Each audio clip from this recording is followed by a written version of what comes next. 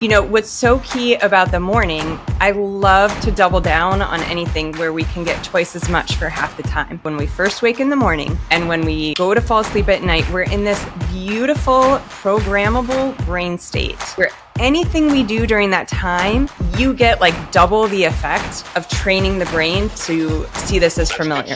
Today's guest is Dr. Melissa Saunders. She's a chiropractor, mom of 3, and host of the Be Inspired Mama podcast. In today's conversation, Melissa offers deep and practical advice for every busy mom who wants to experience more joy, ease, and connection in their day and break free from constantly feeling anxious about a never-ending to-do list. This is a very powerful conversation, so stay tuned until the end. If we can simply put our phone down and stay off our phone, that's a win right there. If we can instead not only put down the phone, but actually put a book in our hand, there's a neurological triggering of when we read across a page, the movement of our eyeballs going across the page and then quickly to the next line, it activates something called your corpus callosum. Basically, puts you into a state of calm.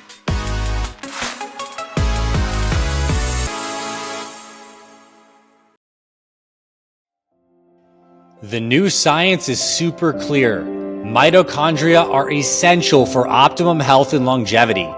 See, mitochondria are the battery packs inside all of your cells that create ATP, giving you cellular energy. And as we age, our mitochondria become damaged and dysfunctional, leading to low energy, brain fog, fatigue, and slower recovery from exercise. The good news is this supplement called MitoPure, created by Timeline Nutrition, can help because it supports your health at a foundational level by encouraging renewal of your mitochondria. MitoPure is a precise dose of a rare compound called urolithin A that helps your body clear out dysfunctional mitochondria and create new healthy ones, giving you more energy, better workouts, and more endurance to achieve any goals you have this year. MitoPure is the only urolithin A supplement on the market clinically proven to target the effects of age-related cellular decline and deliver increases in muscle strength and endurance without any change in exercise. Timeline is offering 10% off your order of MitoPure. Go to timeline.com/FitFatherProject. That's timeline.com/FitFatherProject to learn more. Dr. Melissa Saunders, welcome to the Fit Mother podcast. We are so happy to have you with us today. Thank you for having me. I'm really excited for this conversation. I am too, because I think in the world of personal development, you have a particularly refreshing voice, one that empowers busy women to reclaim this sense of fulfillment, connection, inner peace amidst the chaos and the busyness and the pressures of being a mom, having a career, having a family, and you really focus on this idea of creating a mindset of self-care. And I think that's at the heart of a life that's thriving. It's not just doing, it's being and integrating all of that. So I'm so excited to have a deep and connected conversation with you. And I guess the proper place to kick off is what happened in your life that changed the way that you approach self-care? Like, why did this become such an important focal point of your life and now the work that you share with women all over the world? Yeah, great question. I think just even that word self-care has become a little bit triggering to a lot of us women. At least it did for a while for me. I think we need a new term because we're not the same women as our mom's generation, and our self-care and our village and our support all has to look very different for the lives that we're living as today's women. But basically, I'm a chiropractor. I've got 3 children, running a business, similar, parallel with, it sounds like, all that you've got going on. And I'm sure, the women in your audience, like, whether we have a career, quote unquote, outside the home, which is such a weird phrase, but, no matter what, I think as women, we are like the CEO. We're juggling so many things. Yeah. And so like many women, I was juggling it all and, felt like I was doing it, quote unquote, right, like the way that I'm supposed to, trying my best to put my oxygen mask on first so I could take care of my family. And for me, that looked like having the job, having the career, and being, as healthy as possible and taking care of my kids as much as possible. And so the days just kept getting longer. It's like, I think we hear as women, we've got to make time for ourselves. We've got to fit that in. And there was nowhere to fit it in. And so what slowly started to creep into my life is, just waking up earlier, always feeling behind the ball. So like, where can I squeeze in the extra moments? Mm-hmm. For me, what that looked like was, waking up, slamming the coffee so Yeah. I could meet the day with the energy that I felt was required, hopping right away on the emails, the socials, like subconsciously asking the question, where am I needed? Where am I behind? Yeah. Going to the gym, being blasted with lights and cortisol before my day even started, the rhythm. Like, if this isn't some woman's story, I think we've got some version of this where we wake up and we're behind the ball. And so we go into the day with a state of overwhelm and stress. Mm-hmm. And then we run through our day, as we all do. And for me, at the end of the day, it was then, having a glass of wine while I was making dinner Totally. for everyone to try to unwind, and then go to bed and just repeat it the next day. And so I think, quote unquote, that worked for a while. But what happened is I hit my limit. And I knew it was coming. Like, I knew that what I was doing wasn't sustainable. I felt fried. I felt exhausted. I felt Yeah. like the to-do list was never ending. I felt like I Mm-hmm. wasn't ever fully present. I was either thinking about what just happened or doing woman math, which is like, okay, I got to be here at 5, so I got to do this at 4, and blah, blah, blah. And so I hit my edge. The edge for me looked like sickness, like I got really sick. And I think, the details of my story, I don't want to get into too much. I think that's for another podcast. People can find that everywhere, because I think the important pieces are, for each woman that hits this place, the way it shows up is going to look differently. Mm-hmm. So we've got this stress bucket, which I'm sure is an analogy that you've talked about, something similar. Um, and all of our stresses of our life go into that bucket, and we're fine until we hit that overflow. And so Mm-hmm. whatever that overflow is looks different for all of us. For mine, it was, I literally lost my mind. I couldn't remember my children's names. I couldn't find my way to our office. Like, I hit it. And it was extremely scary. And thank God, I had the resources and the knowing to get help and figure out what was going on. Mine was a chemical stress that put me over the edge. And so we needed some detox and to do some things. But ultimately, the biggest thing I realized, Dr. Anthony, was when I got better, I knew that I was just going to be putting myself in a situation where it was destined to happen again. Totally. So I realized I needed to figure out, we constantly hear this as women, like, oh, you're busy, but like, you got to make time for yourself. You got to take care of yourself. And it's so frustrating because it's yet another thing that we're told that we have to do that's Yes. not attainable. It's not realistic. And instead of looking at the system as being designed to fail, we beat ourselves up. It's Yes. one more thing that we're not doing right. So more guilt and shame.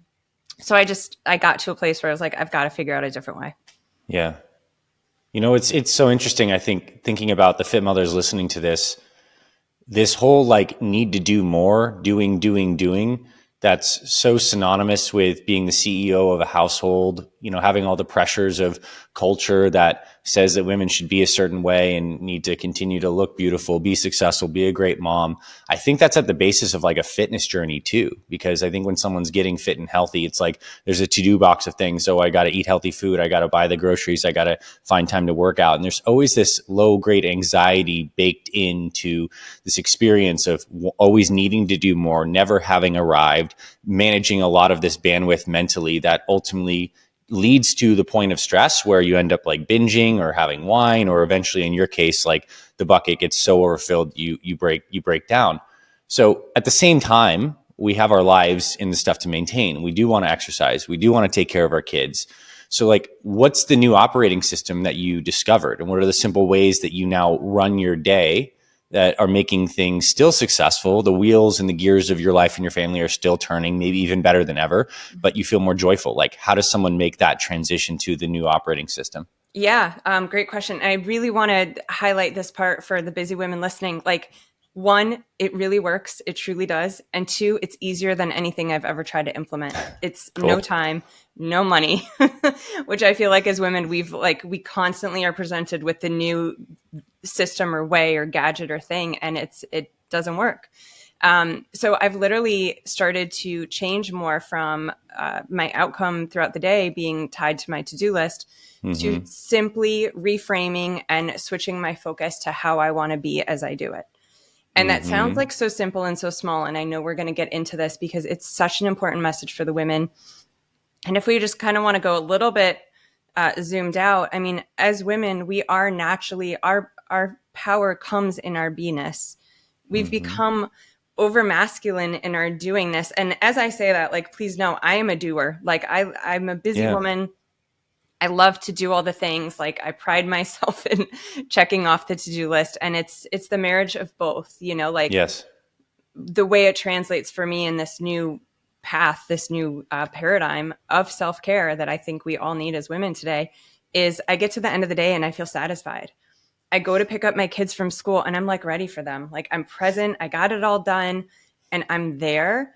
And, you know, another thing I think we hear often as women, especially mothers, is enjoy every moment. It goes so fast. But like, that's again a lot of pressure because sometimes the moments aren't enjoyable. And like sometimes it's just really hard and we're trying our best and we're juggling it all. We're also told to ask for help, like lean on your village. Well, there's not a village the way that there used to be.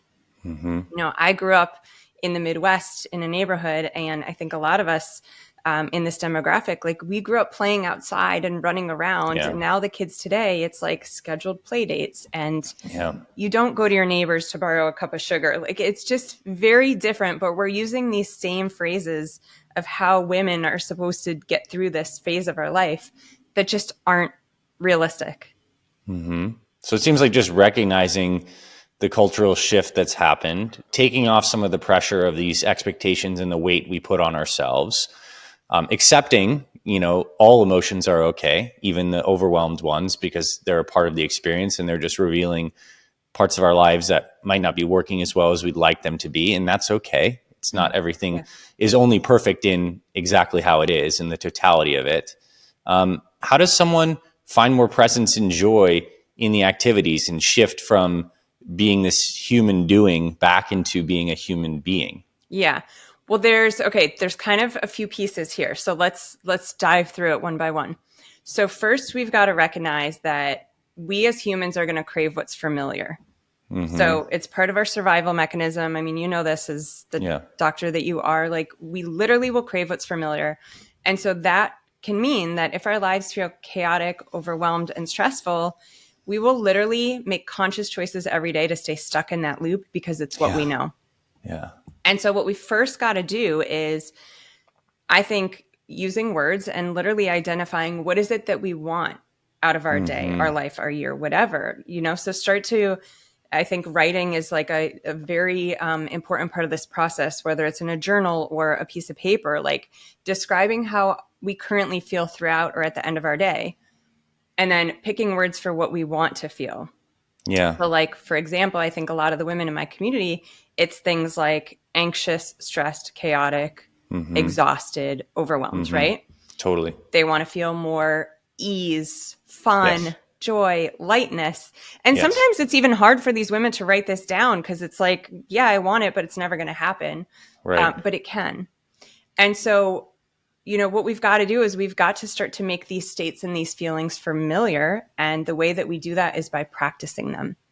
And so you think about in a moment, you know, any woman listening to this who feels like we've got no time, right? You just like pray for the end of the day or the end of the week when you could put your feet up and watch a Netflix, maybe have a glass of wine, whatever it is, like relax. Well, the reality is we probably, if we're honest with ourselves, we probably have like even a couple minutes, because all these things take a couple minutes, a couple minutes throughout our day here and there Totally. that we waste. Yes. And the way that we waste them is we distract ourselves out of them because Yep. it's not familiar. It's not comfortable. We're not used to doing nothing, and we don't feel like we're productive. We don't feel worthy. We've tied our sense of worthiness to what we're doing. And so we've literally got to like train ourselves like, oh, here's a moment. This is where we start to flex that muscle of calm, contentment, ease, and joy so that we don't get to our end of our day and then try to make room for it. Like, we Yes. prioritize it. I love that. And I think that's a really like subtle and yet powerful point. This idea that we like block time for ourselves and it happens at the end of the day and then the rest of the day is something, it's just a mental construct. Like life is nothing like that. It's a fluid, dynamic interweave. And I think the only way to quote, get it all done while being peaceful and present and having self-care baked in is to make it a fluid, constant dance where you're moving through one task. You drop the kids off at school, perhaps.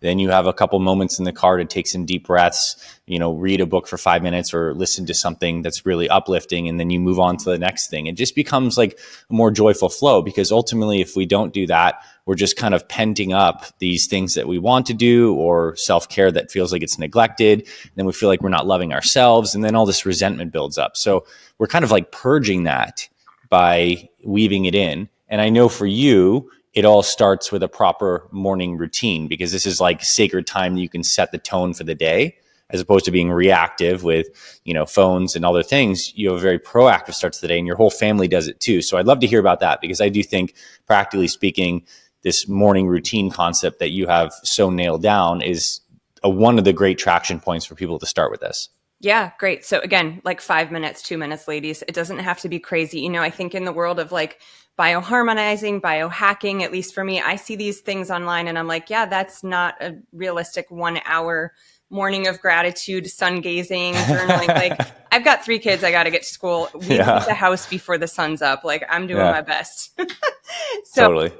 start with 5 minutes. It's likely going to turn into more. But really, what's so key about the morning, I love to double down on anything where we can get twice as much for half the time. Yeah. And so if the goal is to feel ease, joy, connection, satisfaction at the end of the day, and like extra bonus throughout our day, Mm-hmm. we can practice this state by catching the moments throughout the day, 2 minutes here and there, like you said, in the car, listening to something, maybe getting in nature, doing some breath work. But what's incredible about the morning, and actually at night too, so when we first wake in the morning and when we go to fall asleep at night, we're in this beautiful programmable brain state Yeah. where anything we do during that time, you get like double the effect of training the brain to see this as familiar.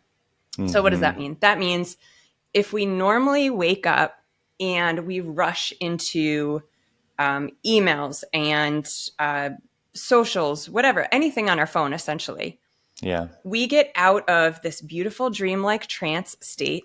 We get Yep. pulled into beta, and we're literally teaching our body and our brain, this is what you do today. Like, this is how you live today. Like, this is how you Mm-hmm. operate today.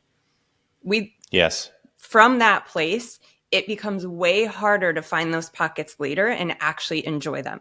We're Yes. literally like training the brain. When we have space, this is what we do. So no Mm-hmm. wonder if you drop your kids off and you have 2 minutes, it's like, I don't know, I could easily find myself scrolling the phone, getting on the Yes. emails, catching up. Like, what can I fill this space with that takes Yep. care of the to-do list? So when we switch the morning for just 5 minutes and train our brain to sit in a space of calm, contentment, and like ease into the day, we change the total game for the day. And so what I have found is for so many of us women, this is all great. Like the last thing I want to do is share another concept that makes no sense or no woman knows how to do. And so she just doesn't do it. Mm-hmm. So what I found for me too is like, great, give me that space. I have no idea. Like, what do I do? Like, okay, Yeah. I'll get up for 5 minutes in the morning, but like, what do I do? This is so bizarre. Mm-hmm. So in my community, on my online tools, like so much of the stuff I share is free. People can check it out. I'm sure we'll link it. But I create what I call anchor tools. So all I'm going to ask of you is like saunter out of your room, find a spot. I call it your sit spot, like establish a spot. Mine's right behind me here. I've got like a penf mat. You can't see my pillow and a book. Mm-hmm. I'll give you things to do in that space, but what they're actually going to do is they're going to put you into a state of being. So like Yeah. the one major rule is just anything not on your phone. A book, I say, is like one of the best gateway tools for, I like to Mm-hmm. use the word connection instead of self-care. Yeah. Because if we can simply put our phone down and stay off our phone, that's a win right there. Like we're Yep. keeping our brain in a relaxed state. We all know Yep. this, but like I think we just tend to, it's so habitual. If we can instead not only put down the phone, but actually put a book in our hand, there's a neurological like triggering of when we read across a page. So I used to do functional neurological exercises with children Yeah. to calm the brain. The movement of our eyeballs going across the page and then quickly to the next line, it activates something called your corpus callosum. It triggers both hemispheres of your brain, basically puts Yes. you into a state of calm. Yes. So if you can just, even if you read like Cat in the Hat, you are teaching your brain, okay, we are going to lock in calm. It's going to be easier for you to find that later. And so what I do Yeah. is I take it one step further. I've got a free book club. So I'm literally like, here you go. Here's a delicious book that's going to get you into a state of calm. It's going to empower and inspire you. And once a month, we're going to get together as a circle of women and we're going to talk about it and like laugh about the craziness going Cool. on in our life. So, I think the anchor tools are really important, but if we Yes. can just drop the phone at least for the 5 minutes as we wake and before we go to sleep, like that's a huge check win right there. It is. And I'd love to inject my personal reflection because I've kind of stumbled upon the same process through my own life experience.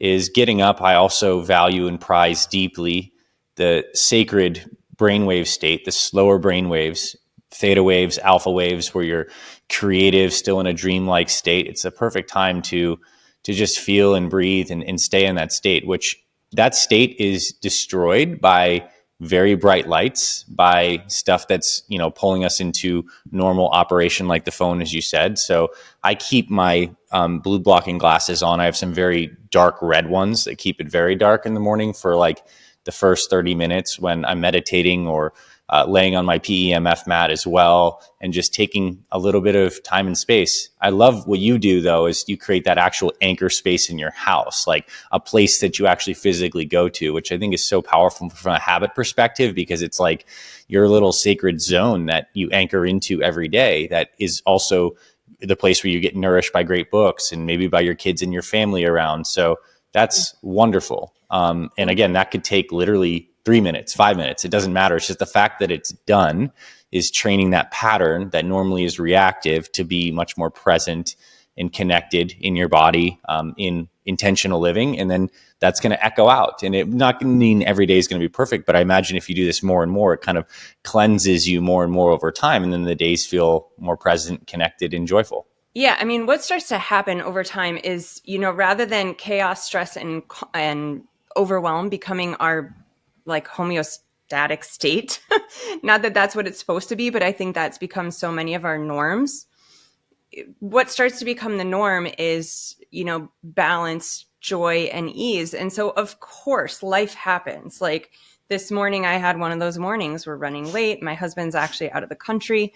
I've got the 3 kids, and we're like late out the door. And then the Yeah. youngest doesn't want to go to school. So, like, that pulls you out of your center. But the more we can train the center to what we want it to be, the easier it is to find it.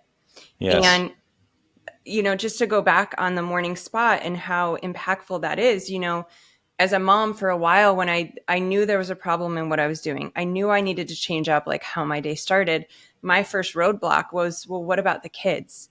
Right. Yeah. So part of the reason I used to wake up and like go right into hyper mode is because I had to get it done before the kids were up. I had to like fill my cup before they needed me.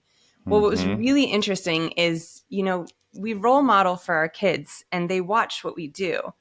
And so what I started to do is I would wake up, I'd go into my spot, and I just, I think because I knew how important it was and how I was showing up for my family, like I made it non-negotiable.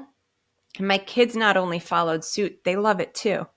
So they all like end up with me on the mat. We're snuggling in. And what's so cool about that is that I feel like I'm changing the game for them. Yeah. So they will not, they don't wake up and go into stress mode. Like they wake up a few minutes early because they want that space. Yeah. And then last thing, I just want to touch on the light, because that's really important. And it's so amazing in your home as a mom to help your kids ease into the day and to go to sleep early is the light.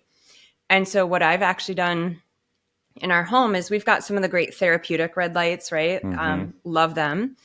And then what I've also done is in almost every room, we have a lamp, and I replaced the bulb in the lamp with a red light bulb from Amazon. They're like Nice. $4. Yeah. And so if the sun isn't out in the morning or if the sun has gone down at night, all of our lights in our home are red, Yep. and no more bedtime struggles. Like our kids, I mean, our oldest son is 14 And I see his friends, when they sleep over, they want to push it till like 11 midnight. Our kids are like falling asleep at 8:30 at night. Like they are going into their bed because they're in that natural circadian rhythm. So Yeah. like literally no bedtime fights. Literally everyone wakes up into like this yummy morning lounge atmosphere and just like Hmm. snuggles in, reads some books, and then we start the day. If you're a coffee lover, you know that not all coffee is created equal. Most coffee today is loaded with pesticides, mycotoxins, and heavy metals, things you definitely don't want in your morning brew. That's where Life Boost coffee comes in. It's the only doctor backed coffee that's pure, safe, and packed with flavor.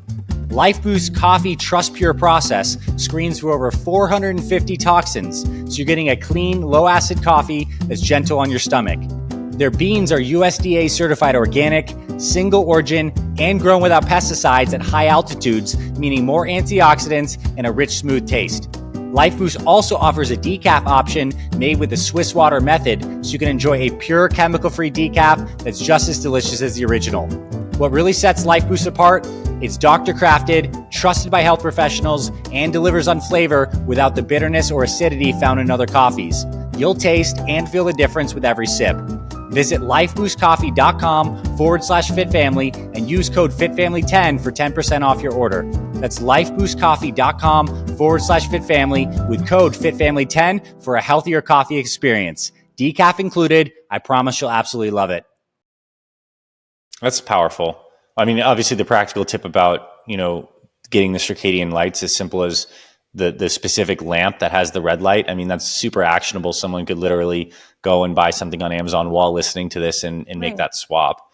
I love, like, I think a deeper thing that I love is what you've done is you've created integration with your family and your routines. You've ditched the mindset that I think a lot of women have, that it has to be a certain way. Like I have to have me time first and then family later. And that creates a structure that is very rigid, that inherently has stress baked into it because you're on a time crunch now. And you've just made it integrated and experience so much more flow and benefit for your kids. So it's even better than if you were just doing your thing and then coming to them later. So that's powerful. I think that I've noticed for myself, I've carried many degrees of anxiety due to like thinking patterns of thinking things had to be a certain way when it was just like not true thinking. And once that dissolved or I saw through that, life becomes a lot more fluid and open. And there's many ways that things can be. And it's a lot less stressful when you don't have to like architect things exactly how you think you need it to be. And I'm not going to say this is the case with all women, but I think a lot of women, especially a lot of moms, want to control things so much. You want to control because you want to create the best inputs for your kids and you have this schedule to control. And I think that for me, the spiritual path is recognizing that it comes through the letting go of control, the acceptance of what is, and just like this, like loss of power that gives you ultimate power because you're more connected with just the flow of life as opposed to the sense of a mind, body, ego that's trying to like navigate this world and control everything. So I don't know if you have any commentary on that, but I think I, it's relevant for the discussion. I do. Yeah. I've got kind of two things. One, I think as women, I think part of the control comes from like this load we carry of we've got this time with our children. And so we've got to do like a great job and whatever that looks like. But I think, realizing that one of the greatest things we can give our children is the ability to regulate their nervous system. Yeah. And I think, from your story, similar, like when we see our parents stressed, I think that's one of the most hardest things as a child, right? So if we can let our children witness us going through the flow of the day, right? And taking moments for ourselves and communicating like what that is and why it's important. And also communicating when we fall off, right? Like I'm human and I always want my children to see me in my humanness, but I also want them to like kind of witness the process so that they can learn these skills too. So for Yeah. instance, like this morning, if I didn't show up the way that I wanted to with my daughter, who obviously was just having like emotional needs, I would love to always come from a place where I'm like balanced and aligned and the ego is not getting the best of me and I can be fully present with her. If there's a moment where I don't do that and then I don't like how I showed up, I'm very quick to catch it and like speak out loud what Yeah. I would say in my head, like, oh, that didn't feel good. Like that wasn't right. I will Yeah. then also like physically take it off them and put it back on me. I'm like, that's not your stress. That's mine. I didn't Yes. get my minute this morning. Like, I'm going to work it in, but like letting them see that I think is important. Mm-hmm. The other, I think the ego conversation is something very top of mind for me right now. I'm writing a book with Hay House, and, I've got this theory, like, I think I'm all about today's women doing things differently. So, whether it's self care and making that less of a to do and more about the be, and the ego conversation, so much of what I've studied and read about the ego is getting beyond it, right? And getting, I guess the way that I've translated it is like observing it, right? Observing it, not owning it as part of us. But I think it is a part of us. And so why should we feel bad or like this, that there would be this piece of us that isn't there to serve us? So what if we started to team up with the ego? There's the ego has something to say. Like, I think it's there for a reason. And so I think basically I see it as like we've got the ego and the true self. Our true self is when we're in like that flow where everything's good, we can handle the meltdown, blah blah blah. Ego creeps in and like freaking throws us out. But what if we started to conscious parent our ego? What if our true Mm-hmm. self could be like, okay, you're super stressed right now. What's the problem? Like, what do you need? And we actually created space for the ego to tell us, like, what was going on? What is it that it requires? And Mm-hmm. from that, we could show up as our whole self. Because I Yeah. think, one, there's no parts of us that aren't good. Mm-hmm. And two, I think there's so much beauty in what's called shadow emotions, right? Yes. Fear, resentment, anger. Like, especially as women, we're taught that these are not good emotions and we stuff them. Like, that's where boundaries, resilience, growth, passion, dedication, forward momentum, like, those are also really beautiful things that come from the ego. So, can you Mm-hmm. imagine if instead of getting beyond it, we actually worked with it? Like, we could be freaking unstoppable. That's awesome. I love that message. And my take on it is that the ego is something that naturally develops as our personality that operates in the world based on our early relationships, our traumas, our challenges. Ultimately, because we want to feel loved at our core, we want to feel connected, we want to feel worthy. We have these inherent needs for like wholeness and safety and purpose. And our ego kind of is this geometry that's created as our personality based on our body and our mind and our early experiences. And so when it flares or when something happens, it's like there's a deeper root behind that. And so in a sense, the ego is like a prism that you can look into and look deeper. It's like, oh, what's behind that? Oh, why do I feel like I need to control everything? Oh, why do I feel scared in these instances? Oh, why do I feel like I'm repeating these same patterns that I saw my mom do? It's like the thing that allows us to look deeper into ourself through the fact that the ego expresses these shadow emotions, and it's great. I One love thing I'm that. playing with is as I've walked the spiritual path for many years personally, is kind of like this idea where at first I thought like transcending the ego was something of there's a humility that comes in the spiritual path where you drop this idea that you're some grand badass, whatever kind of concept that wasn't really like true. There's like the kind of pride in that, and you come into humility. And now where I feel like I'm coming back into is this experience of more like pure power, like experiencing, like leaning into the fact that we have a lot of light and power. And I think it's that Marianne Williamson quote. It's like our deepest fear is not that we are inadequate. Our deepest fear is that we are powerful beyond measure. And I think that what we ultimately would all love to feel is like obviously connected, peaceful, joyful, but also powerful in our own right, powerful in a way that's not like straining or trying or posturing. So what kind of things do you do to empower yourself to feel more powerful in whatever that means to you? I love it. I mean, I love that whole rant you just went on, the ego, everything. And I think the answer is within that for me. Um, you know, I think for women, when this voice of our ego creeps in, which often shows up as like not good enough or Yeah. criticism or judgment or either judging ourselves or judging others, we stuff it. I think we stuff Yeah. it. We distract ourselves from it. It doesn't feel Right. good. And so we pull ourselves out of it. I go in, and it sounds like you go in too. Yeah. I think so much of our power comes from inward. There's a beautiful Yeah. book. I'm sure you're familiar. Paulo Coelho. I don't know if I'm Yeah. saying it right. You It's are. inward. And it's one of those you grab and turn to a page, and it's like these beautiful, inspiring little poems. that help remind us of how beautiful those shadow feelings are. And Mm-hmm. so I love your analogy of a prism. I think the way that I know, the way that we tap into our power as women is by being willing to go into those feelings and stop Yeah. dismissing them, because that is where our power is. So it's such a beautiful answer.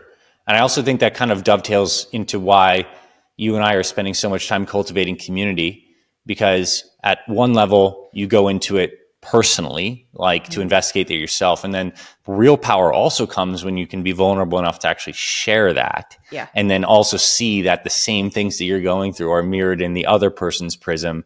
And then we can experience the sameness of all of us, like behind the different geometry of each prism. It's like, oh crap, we're all doing the same thing. And that's, I think, when we thing. start to feel more oneness and love and flow and true compassion and connection. It's like when our hearts can open is when we recognize this in ourselves, we recognize it with others, we're vulnerable enough to share it. And now we have like collective power. I don't know if that resonates with you, but that seems true 100%. to me.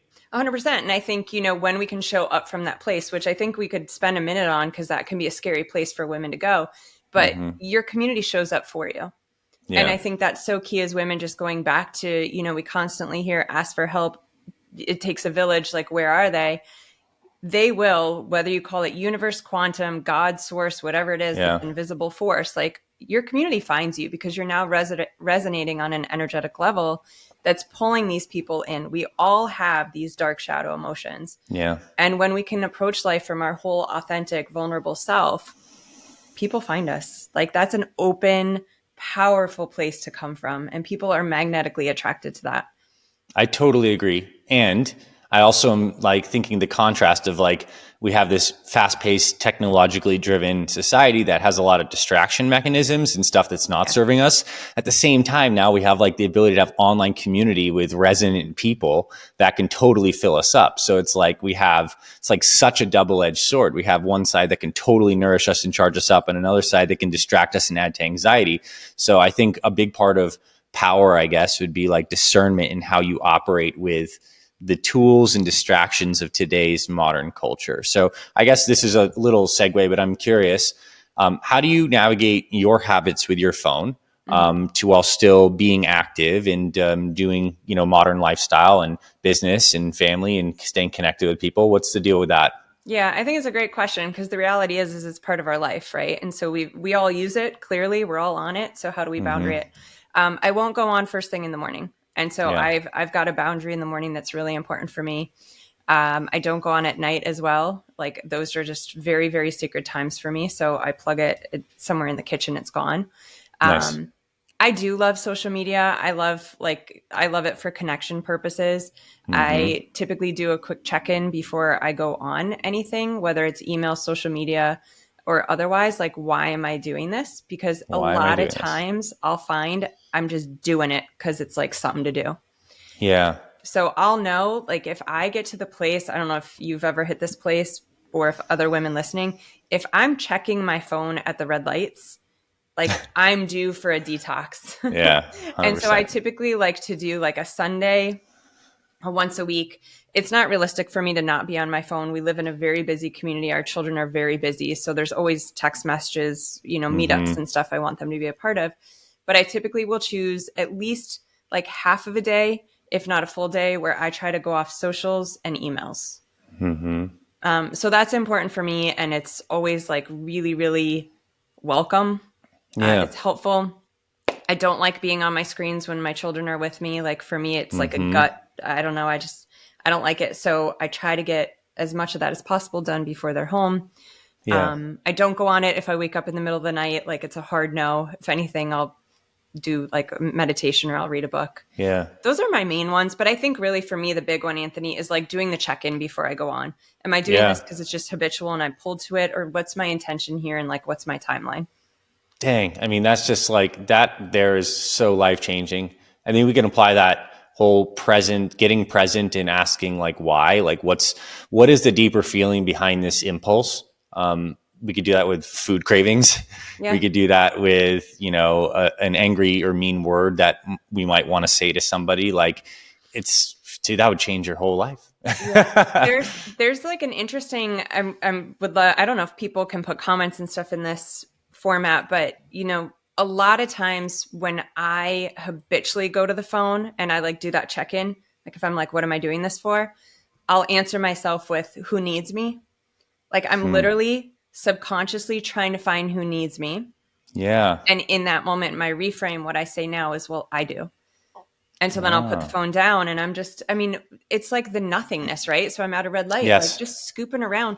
Looking at the world in 3D is Yeah, so delicious for our brain. I know that sounds like it so woo is. woo and silly, but It's not. it's these simple moments that make all the difference.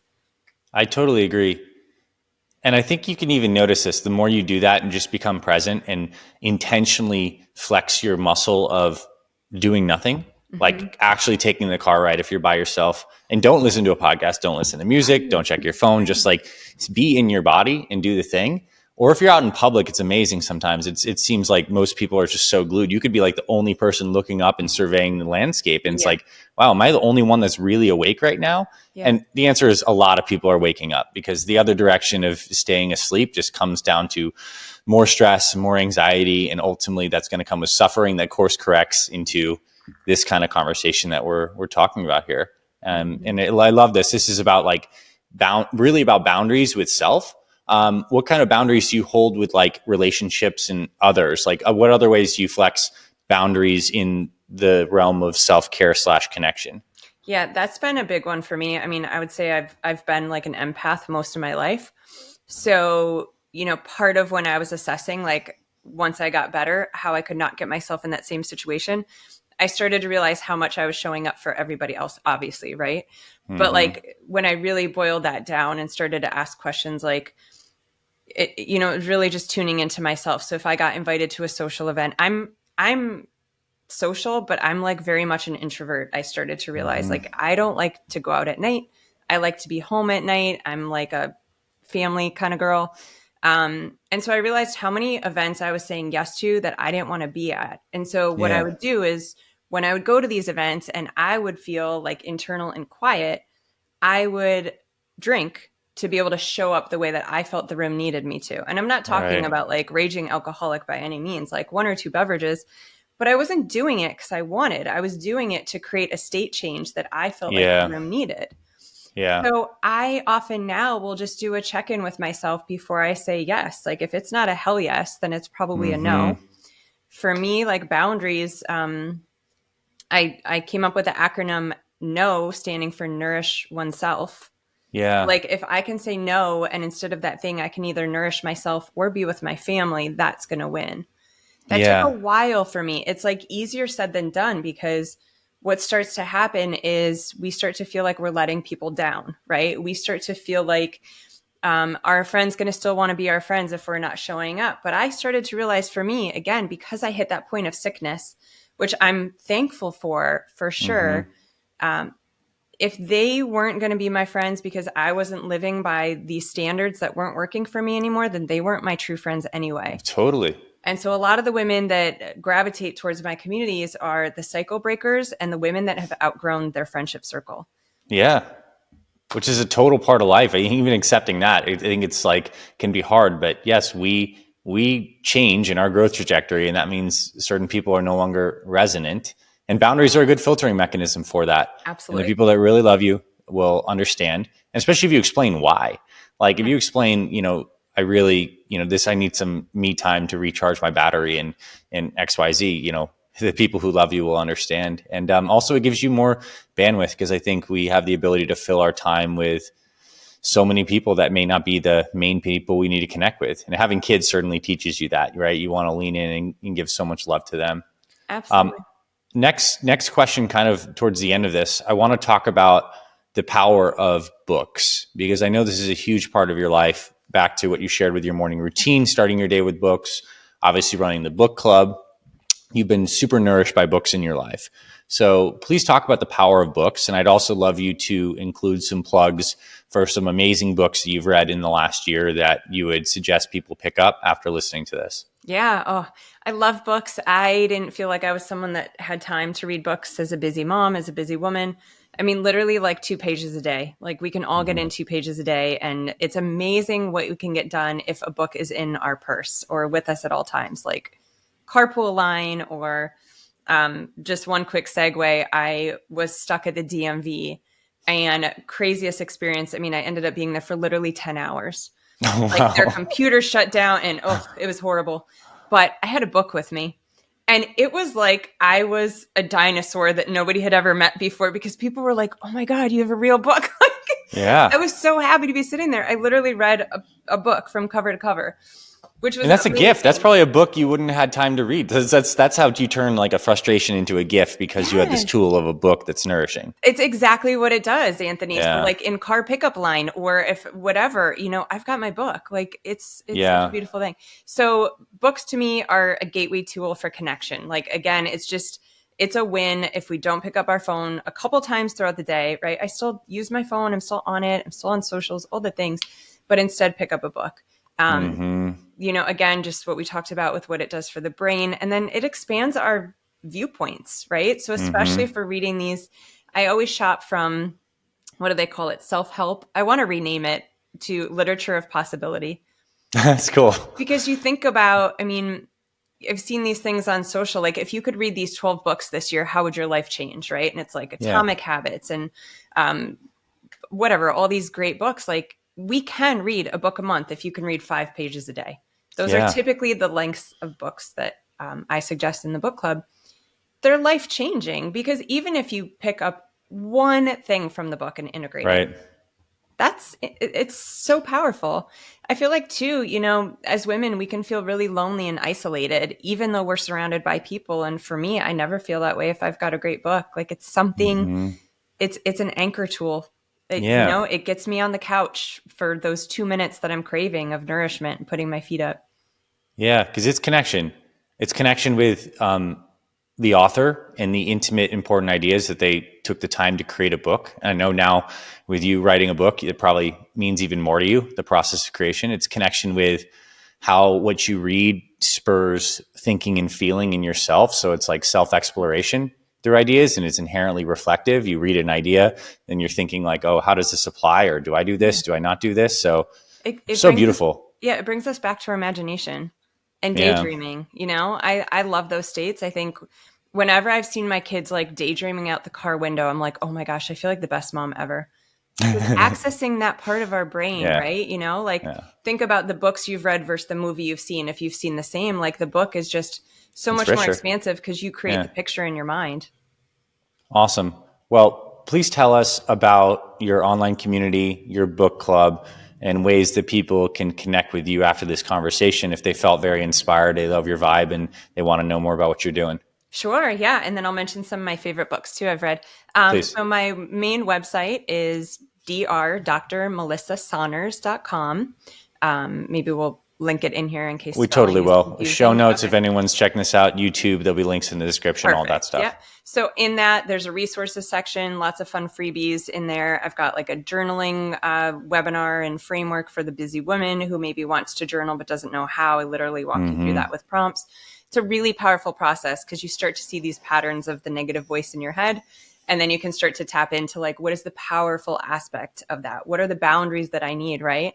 Things like I'm Mm-hmm. angry because, or this person's triggering me because, like going Yeah. inward to those emotions can really bring a lot of clarity to our lives.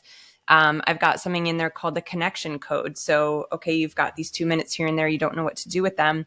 I'm going to help walk you through a journey of creating different ideas for whatever you're feeling. For instance, just Mm-hmm. real quick, if you're in 2 minutes and maybe based on where you are in your cycle, you don't want to be active, like what's a Yeah. nourishing downtime kind of thing. You've got two Mm-hmm. minutes and your head is spinning from like stressful work. What could get you in your body? Like we figure that out Mm-hmm. together. It's a personalized plan. And then the book nook is in there. Yep. So each month I suggest a book. Right now, this is November. We've got December, January, February, March, and April books lined up. I also bring in the author. I've got some New York Times bestselling authors coming in. Nice. The women in my private community, the Beehive, get to come into those calls and ask their Q&A of the authors at the end. Couple of my favorite books I've read. God, that's such a loaded question. There's so many. Right now, we're actually reading this book. It's called Thrive in Overdrive by Dr. Patrick Porter. He talks a lot about like the brain waves and like getting our bodies into a state of calm so that we can choose how we respond to everything in our external environment, which I think is so powerful because that's all we can control. I love Dr. Joe Dispenza. I love, love, love his work. Marianne Williamson, Return to Love, I think is such a powerful one. We read Atomic Habits together. We're going to read Eat Like a Girl by Dr. Mindy Peltz. Fast Like a Girl was another one we brought in. Dare to Feel by Alex Roxo is coming up. Lots of good ones. Oh, and last one, Do Less by Kate Northrup. She's really, aligned in like taking these quiet moments and more stillness in our life as women and how to do that as a busy woman. Well, wonderful. I really appreciated this conversation. I think this conversation was also a representation of everything that we talked about. It was deep, it was connected, it was fun. The time flew by. And I will also put a plug for your podcast, the Be Inspired Mama podcast. Wherever you listen to podcasts, you can check that out. And it's just a really nourishing place if you want to be able to have good stuff flowing into you that's uplifting you. That's a wonderful podcast. So thank you for everything you do, Melissa. I appreciate you so much. I'm glad that we connected here. And I thought this was a really wonderful conversation. And I'm so excited for our Fit Mothers to listen to this. Thank you. Thank you for everything that you're doing for us as women. It's so powerful. I love that you're making it so realistic and attainable. So thank you. This has been a beautiful conversation. Thanks so much. Thank you. Hey there, my friend. Thank you so much for tuning in to this week's episode of the Fit Mother Project podcast. If you love what you heard, I have a favor to ask you. Please consider taking 60 seconds right now to leave us a rating and review on our podcast. Leaving us a review is super quick. It only takes a minute, and it's so helpful to us as it really boosts this podcast to reach more people who need this information and this message. If you're listening on Apple Podcast, you can leave us a star rating and review. If you're watching on YouTube, you can hit the like button and leave us a comment. Overall, I truly appreciate you being with us here on the podcast. On behalf of me and my entire Fit Mother Project team, we truly feel honored and grateful to support you and your family on your journey to fantastic health. I thank you for your support of this podcast and of this mission. Also, if you're interested in joining our Complete Fit Mother program and becoming an official member of our community, you can visit our website, fitmotherproject.com. And on the Fit Mother site, you'll be able to see our Complete Fit Mother program, along with our online store with the best supplements designed for busy moms. And you'll also find a ton of free resources like recipes, workouts, meal plans, and more. God bless you and your family. This is Dr. Anthony Balduzzi signing off. I'll catch you on the next episodes of the Fit Mother Project podcast.